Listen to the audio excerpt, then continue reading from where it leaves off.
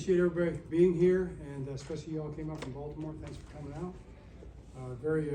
Just a really well-earned victory against a really good football team. I'm really proud of our guys.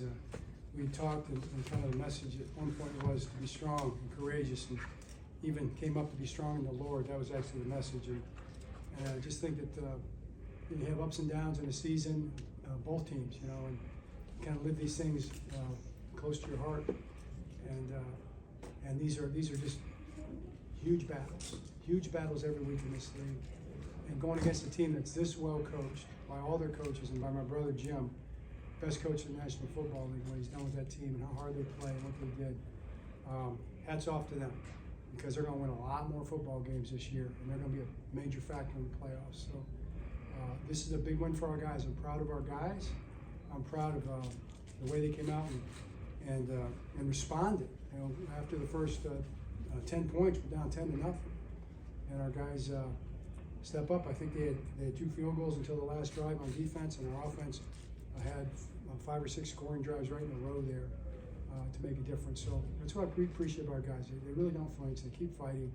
They got locked in on some details, and they played really good winning football. So proud of them for that. Now we have a quick turnaround. We got to get back about 6:30 in the morning and get to work on a very good Eagles team. So what question did you have? John, what was kind of meeting your brother after the game? What was kind of said after the game? I just told him, you're a great coach and you have a great team. And I love you. He said, I love you. Congratulations. It was good. Yeah. John, 2-minute warning there in the second quarter. Looked like punt team was heading out there, and then the offense all of a sudden went out. What went into that decision for you, and how kind of difficult of a call was that? Yeah, I mean, the downside is you give them the ball to the 16-yard line. That's the downside. And but the upside of the thought is that I really thought we'd get it. I thought Mark could get it with the quarterback sneak, and I just thought he and Tyler and our interior offensive line. I mean, Pat McCarry just coming off the ball the way he did, and Daniel Filelli coming off the ball the way they did. I thought we'd get it, and they did. So hats off to them. It led to like a 90-some-yard drive. We got 7 points. That was a big turning point in the game. Did anyone from offense try to talk you into going for it on that one? No. We just kind of. It was the right thing to do. John, it's always a team decision. John, toward the end of the game, you're on defense. You kind of gave the earmuffs thing, maybe telling you guys not to jump. I wonder if you sort of had to do that in the week leading up to this, and just sort of block out the constant inquiries about the brother thing. Well, yeah, I mean, I see that's why you're so good, Sam. I mean, that's clever.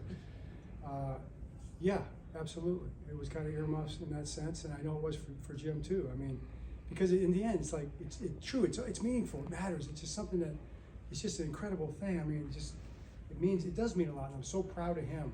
It's an amazing thing to look back to where we are, from where we came, and all the different. We got different paths, We grew up in the same room, and kind of have always lived our life side by side.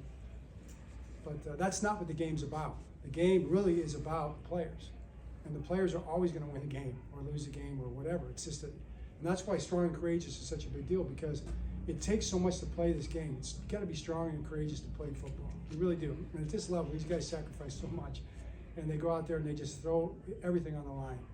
And I have so much respect for players. Jim's the same way. We both try to treat our players with great respect and admiration and love, because that's how we feel about it. John, you've seen Jim do this before. Can you describe how he's able to come to a team and a program and very quickly the players buy in and he turns it around? Sometimes people come in with a 2-3 year plan. How do you describe what he's been able to do? Yeah, it's a great question. I'm glad you asked it.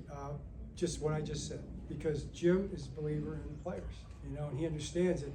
You build teams around players' strengths, and you build teams around players that love football, and players that want to work hard and want to play hard, and they want to come up into the office. They want to be part of a team and be a part of something bigger than themselves.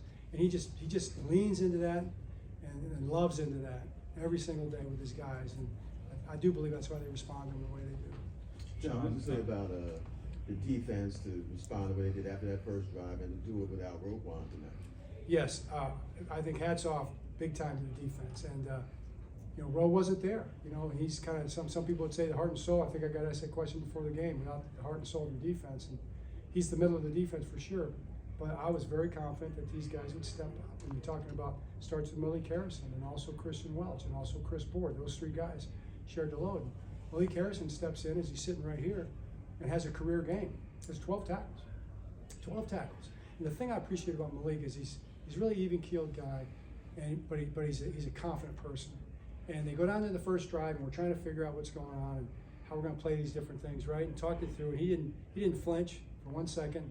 Just stepped up and stepped into those run plays and made a bunch of tackles. And couldn't be more proud of him. I think he, in a lot of ways, epitomizes the victory tonight. John, when you look at the spectacular plays by some of your skill position players, Rashad with that catch under tight coverage, Mark winning basically the jump ball, and obviously Justice with his big run, is that the kind of stuff you're going to need to see from those guys to get to the championship goal that you have this year? Absolutely. I mean, players making plays is what it's all about. And I guess I got to give a game ball to Bate.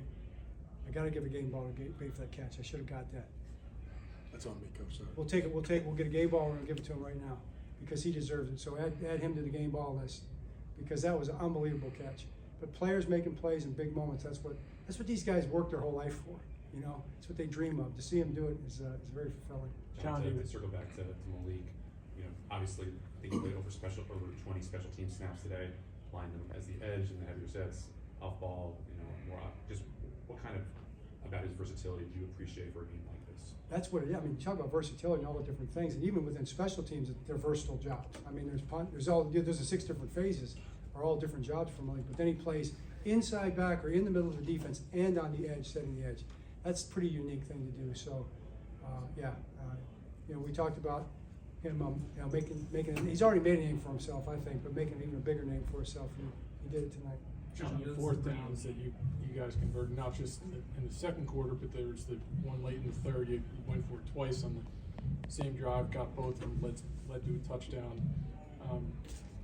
What gave you the belief, the confidence in those moments to go for it there? Yeah, I just felt like we could get them. I mean, you got to believe in your guys. And I thought we were running the ball pretty well, and I felt good about our offensive line. Felt good about Derek. Felt good about Lamar and the threat of Lamar in those situations as well. Even the 2-point play, going for that same thing. I mean, you try to go up 9.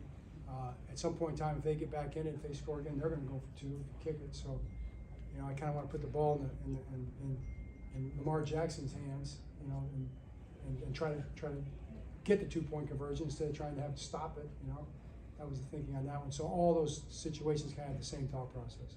John, with that, the one where you were, again, going back to the one where you're backed up, you're 16, not many teams go for it when you're trailing that much back. What was the overriding thing? Well, I mean, I don't think, I'm not saying we'll go for it all the time either, but the overriding thing was who we were playing. Okay. And the idea that, you just got to try to hang on to possessions as long as you can because they're so good.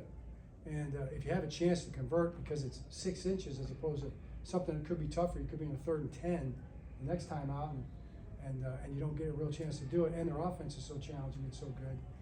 That's really the main reason. We just felt we're going to need it.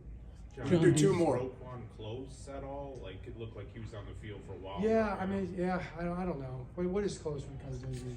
Define close for me. It's a challenge. John, these games are always tough on your parents, but since today's their wedding anniversary, you have a chance to reach out to them before the game, or?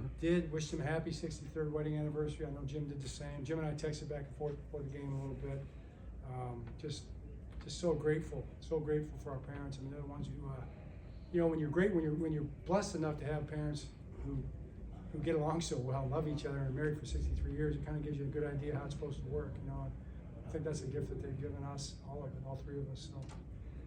So, it's tough. They're in Florida. They're with Joni and Tom, watching the game in Florida, and I know they're happy they're 100% happy and they're 100% disappointed at the same time. So if you can imagine that, that's how they feel right now. All right, thanks, Coach. All right, thanks, guys. I'll let Malik go. Very gracious of you. It's awesome. Deserve it. Deserve it. Rochelle, your son wasn't trying to get off the pitch. No game ball? Malik, could you talk